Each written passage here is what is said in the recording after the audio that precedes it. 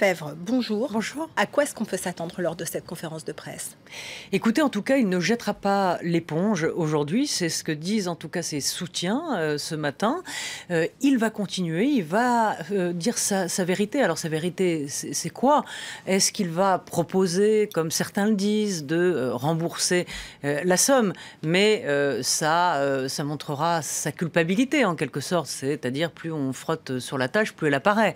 Donc c'est une possibilité, mais elle est à double tranchant. S'excuser, faire son mea culpa, on sait que les Français aiment bien l'image du politique qui bat sa culpe.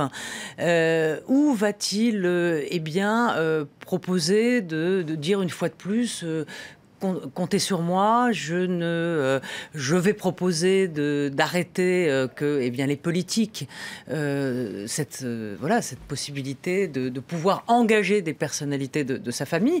Peut-être va-t-il tirer un trait dessus s'il est élu et promettre que ces pratiques n'existeront plus. Pour l'instant, en tout cas, on nous en dit pas plus au QG de François Fillon, comme si on voulait bien évidemment laisser l'effet de surprise. Mais ce qui est clair, c'est que dès la semaine dernière, on a senti le vent du boulet parce que les digues commençaient à sauter, c'est-à-dire que certains commençaient à lâcher François Fillon et le disaient tout haut.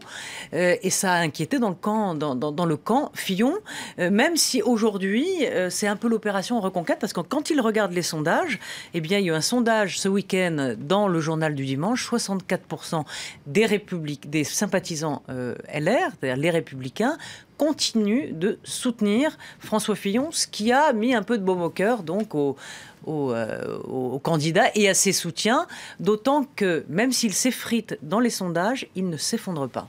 Est-ce que c'est justement ça, ce soutien des sympathisants, qui fait qu'ils décident de rester? Pour quelle raison rester? Ils ont tourné autour du pot, effectivement, tout le week-end. Et quand ils ont vu ces chiffres-là, c'est-à-dire 64% qui le soutiennent, 68% de l'ensemble des Français ne soutiennent pas François Fillon. Mais ça, c'est comme dans chaque camp. C'est-à-dire que dans une primaire, c'est le cœur d'une élection qu'on va toucher. C'est pas tous les Français. Mais ça les a fait réfléchir en disant, Fillon n'est pas totalement lâché chez les Républicains.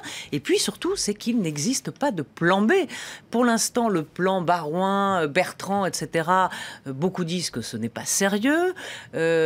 Alain Juppé dit qu'il n'a pas envie et que c'est non. Il l'a redit ce matin dans un tweet. Non, c'est non.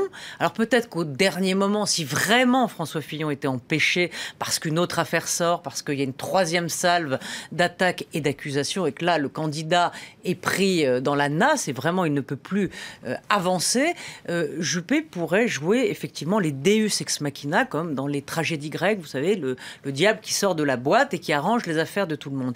Mais il ne faut pas oublier que Juppé, d'abord, il n'a pas très envie, et deuxièmement, c'est quand même le perdant de la primaire. Malgré tout, est-ce que François Fillon a les moyens de tenir cette position? L'avenir le dira, justement. Ça va être le test aujourd'hui de cette conférence de presse. Que va-t-il dire? Va-t-il s'excuser? Va-t-il proposer de rembourser? Va-t-il dire la vérité? Mais tout ça arrive bien tard. Et que de dégâts!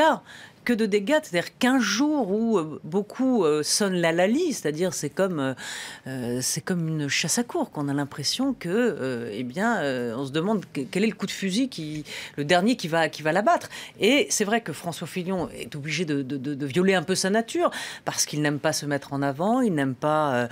mais aujourd'hui, il s'est présenté depuis des mois comme le candidat de la vérité, de la probité, de la vertu en politique. Il peut pas montrer un autre visage que celui du Saint-Fillon. Si ça va à l'encontre de ce qu'il... C'est genre, faites ce que je dis, mais pas ce que je fais, ça n'ira pas. Merci.